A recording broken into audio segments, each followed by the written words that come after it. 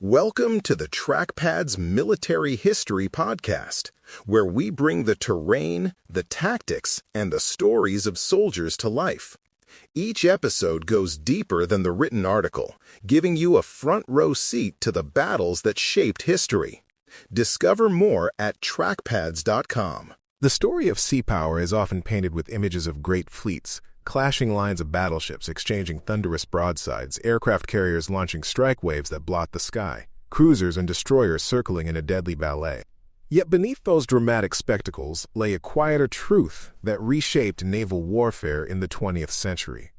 The deciding factor was not always the ship most visible on the horizon, but the one that lurked unseen below it. Picture a submarine commander at dawn, standing in the cramped red-lit glow of his control room, peering through a periscope as seas heave around him. On the horizon, a convoy inches forward, its escorts cutting purposeful silhouettes against a gray expanse. Above the surface bristle guns, radar, and searchlights promising overwhelming strength. Yet in the silence below, the hunter waits with the ability to shatter confidence, sink supply lines, and deny control of the ocean without ever showing himself. This contrast between what is seen and what is hidden sits at the heart of sea control and denial. For centuries, navies measured their strength in the number of ships they could parade, the size of their guns, or the speed of their battle lines. Submarines upset that balance. They proved that a handful of small vessels, built for stealth rather than display, could strangle a nation's trade or terrify a convoy into hesitation. Fleets could be counted, reviewed, and photographed. Submarines could not. Their presence was guessed at, rumored, and feared more than it was confirmed. For admirals charged with guaranteeing open seas, this posed a profound dilemma.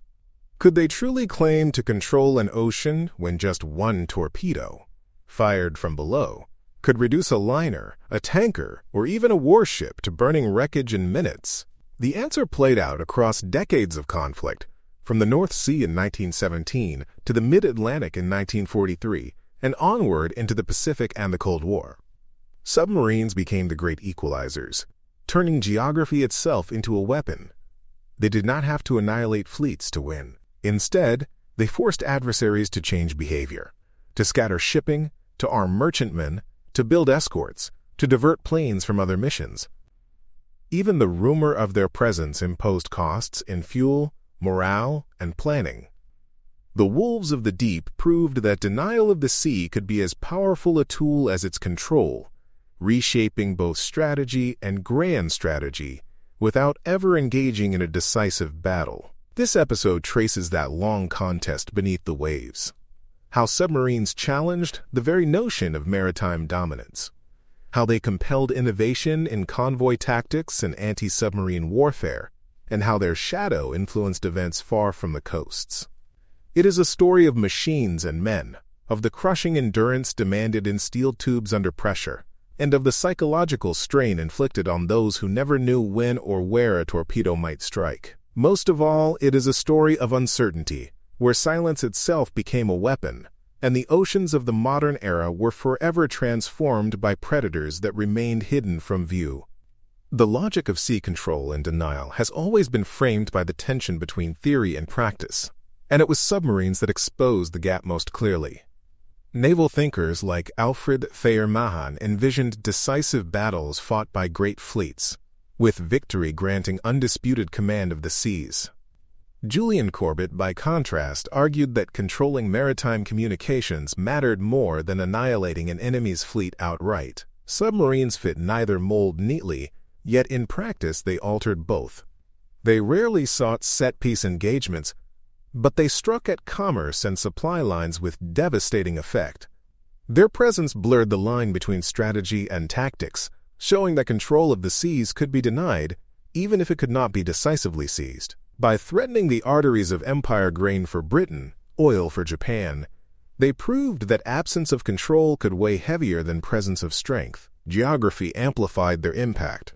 Submarines were not equally effective in every expanse of ocean, but they thrived where terrain funneled traffic into choke points. The Greenland-Iceland-United Kingdom gap, the Strait of Malacca, the Luzon Strait, and dozens of smaller passages became natural ambush grounds. In these spaces, shipping lanes compressed into predictable routes, and submariners turned geography into a weapon. Beneath the surface, features like continental shelves and shifting thermoclines further shaped combat.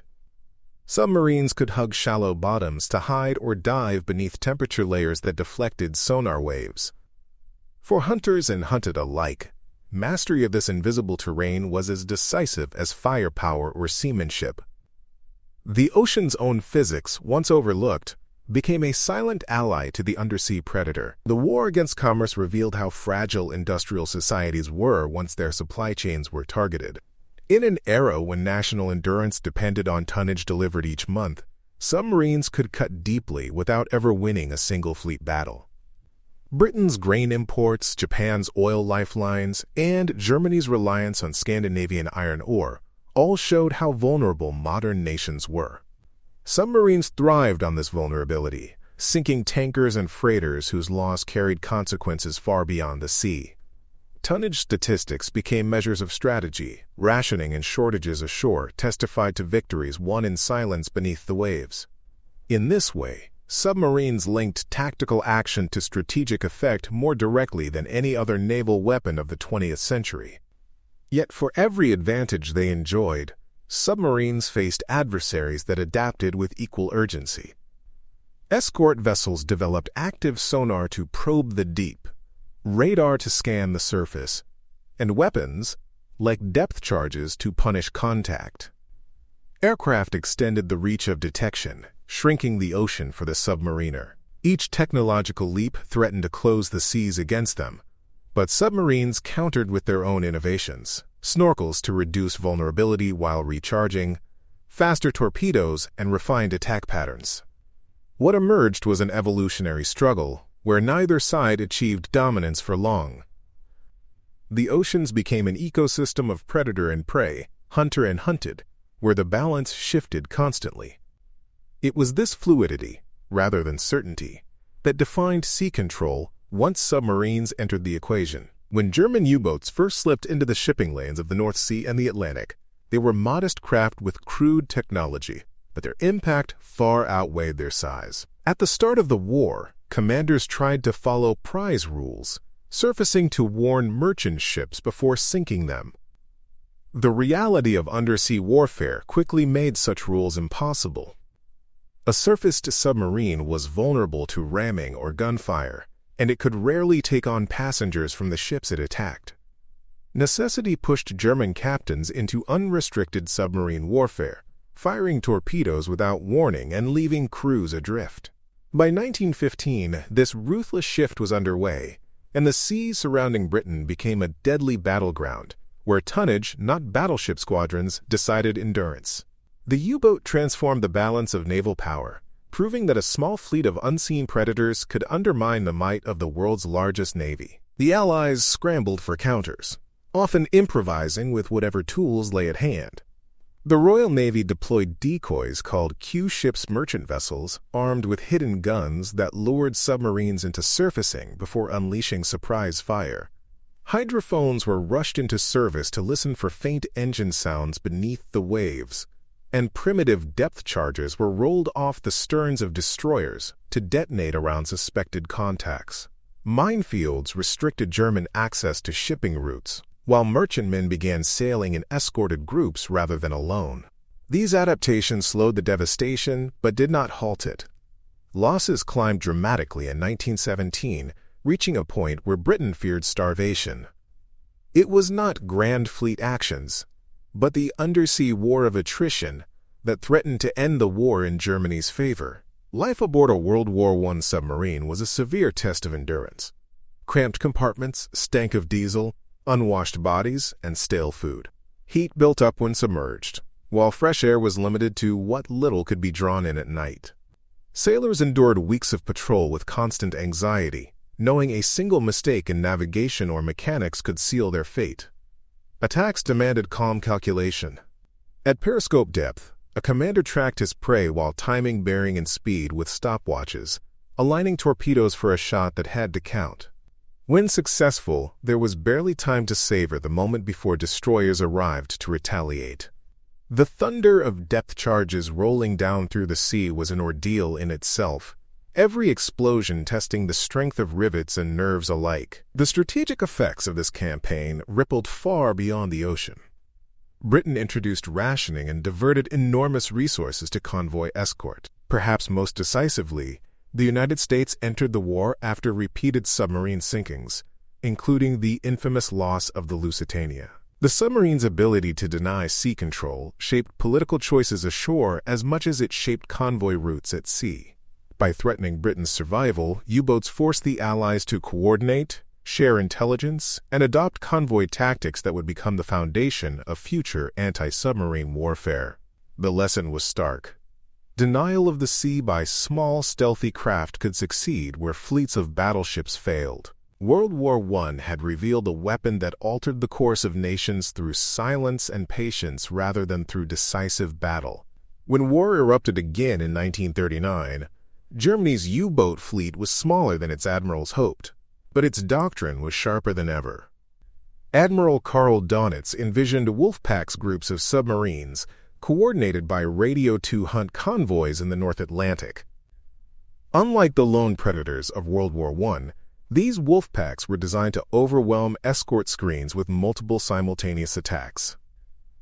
In the early months, thin Allied defenses and limited air patrols left convoys exposed. U-boats prowled on the surface at night, their low silhouettes nearly invisible, striking from close range before slipping back into darkness. For merchant sailors, each voyage across the Atlantic became a nerve-wracking ordeal, where any calm horizon might suddenly erupt into flames. The Battle of the Atlantic was not a single campaign, but a grinding war of endurance. Measured in ships sunk, convoys delivered, and the morale of men who lived under constant threat. Technology became the defining weapon on both sides. The Germans relied heavily on Enigma-coded radio messages to coordinate wolfpacks, confident in their security. The Allies struck back with high-frequency direction finding, which triangulated radio transmissions, and with breakthroughs at Bletchley Park that began unraveling Enigma itself. New devices like radar, the Lee light, and improved sonar stripped away some of the submarine's invisibility.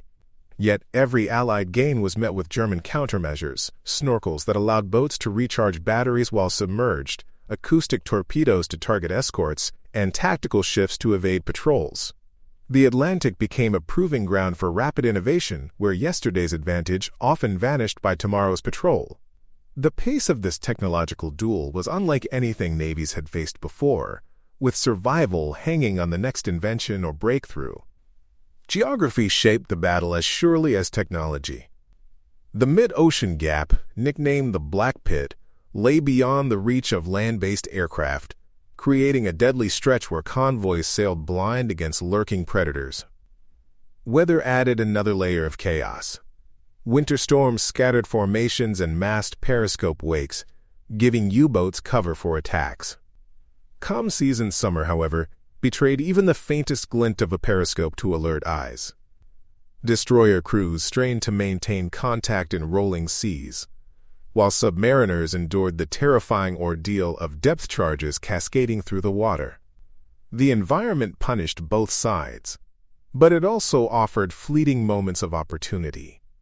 In this struggle, nature itself became a combatant. Tactics and doctrine shifted as escorts grew more confident. No longer passive guardians, they began to hunt aggressively. Weapons like the Hedgehog allowed them to attack without breaking sonar contact, while escort carriers brought aircraft to the mid-Atlantic, closing the Black Pit and providing vital cover. The duel between Donitz at BDU headquarters and Britain's Western Approaches Command resembled a grand chess match.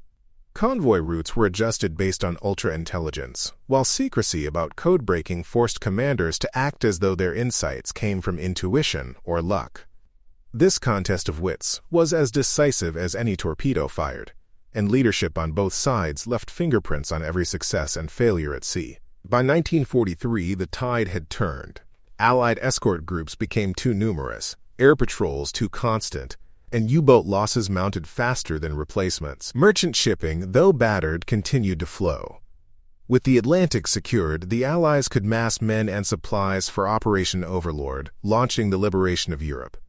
The wolves of the deep had come close to starving Britain and halting the war effort, but the combination of innovation, coordination, and sheer endurance broke their grip.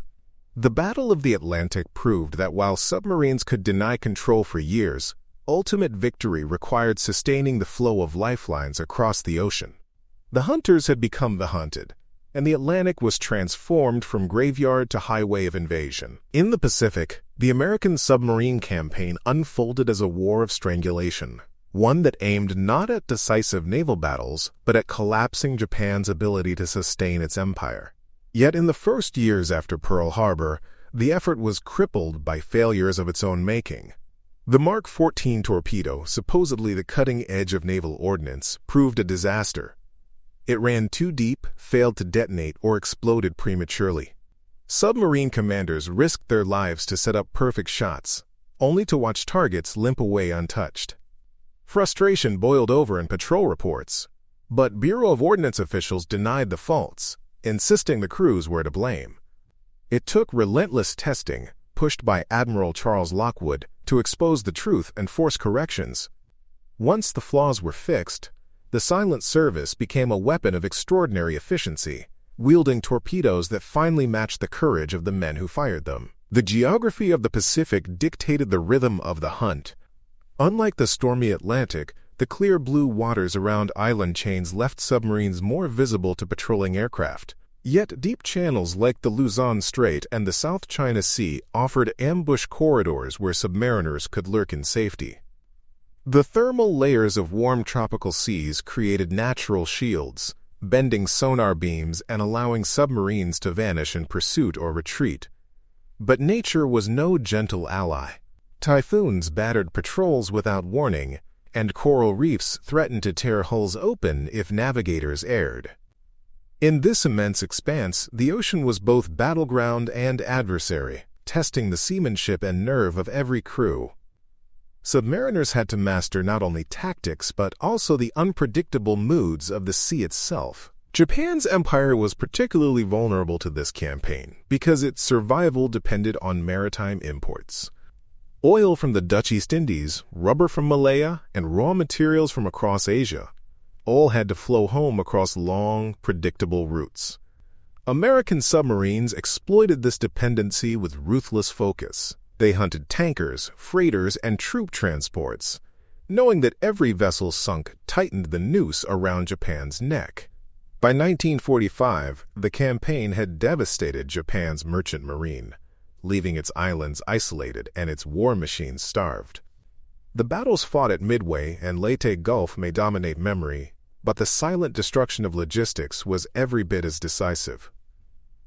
It was the submarines that ensured Japanese armies could not move, and its factories could not function, even before the bombs fell on Tokyo. Beyond commerce raiding, submarines took on missions that demanded daring and adaptability.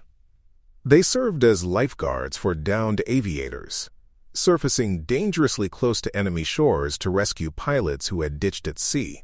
They landed commandos on hostile beaches, delivered supplies to resistance fighters, and even penetrated harbors for audacious strikes.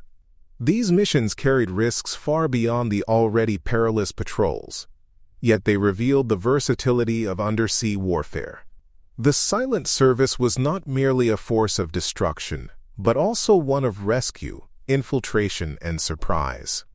Each mission, whether saving a pilot or sinking a tanker, added to the cumulative pressure that broke Japan's strategic endurance. Life aboard was relentless in its demands. Patrols stretched for months from bases in Fremantle, Pearl Harbor, or Brisbane.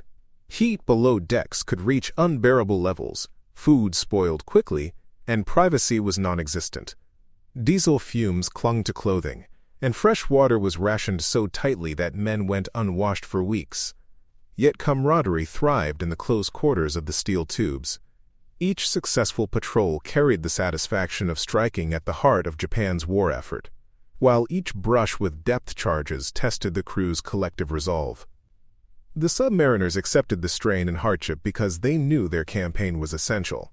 Though overshadowed in popular memory by carrier battles and island invasions, their silent war was decisive. By cutting the lifelines of Japan's empire, they helped end the conflict in the Pacific on terms the Allies could dictate. Nuclear propulsion revolutionized the nature of submarine warfare in ways almost unimaginable to the crews of World War II. Where earlier boats were constrained by batteries and forced to surface for air, nuclear-powered submarines could remain submerged for months, limited more by food than by fuel. Attack submarines became hunters that could shadow fleets across oceans without ever being detected, while ballistic missile submarines assumed the grim role of deterrence. Each patrol an invisible promise of catastrophic retaliation if nuclear war ever broke out. The balance of global power tilted with these developments. The mere knowledge that submarines armed with intercontinental missiles lurked in the depths reshaped diplomacy, strategy, and the psychology of conflict during the Cold War. Silence beneath the waves became a cornerstone of deterrence. To counter this undersea menace, new detection networks stretched across the world's oceans. SOSUS, the sound surveillance system, deployed vast arrays of hydrophones across key choke points, most famously the Greenland-Iceland-United Kingdom gap. These listening posts became the front line in tracking Soviet submarines attempting to slip into the Atlantic. In response, Soviet crews learned to exploit natural features, hugging continental shelves, slipping under layers of cold water, or sheltering in noisy shipping lanes. The ocean became a chessboard where one side laid down listening webs and the other searched for quiet corridors.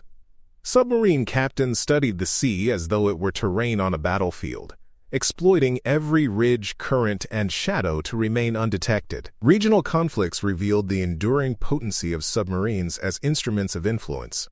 During the Falklands War, in 1982, a British nuclear submarine sank the Argentine cruiser General Belgrano, instantly changing the character of the campaign. Argentina's navy withdrew to port, unwilling to risk further losses, and Britain gained local sea control through a single undersea strike. A decade earlier, in the 1971 Indo-Pakistani War, conventional diesel submarines achieved similar results in confined waters, ambushing surface ships and demonstrating that even in the age of nuclear propulsion, older designs retained lethal relevance. Submarines became tools not just of combat, but of political messaging. Their presence or absence could alter entire campaigns, forcing adversaries to weigh risks they could not fully measure. Technology marched forward, reshaping the character of the contest beneath the waves. Air-independent propulsion gave diesel-electric submarines endurance once unimaginable, while unmanned undersea vehicles began probing minefields, harbors, and even seabed infrastructure. Fiber optic cables, pipelines, and undersea sensors themselves became targets, expanding the definition of maritime warfare.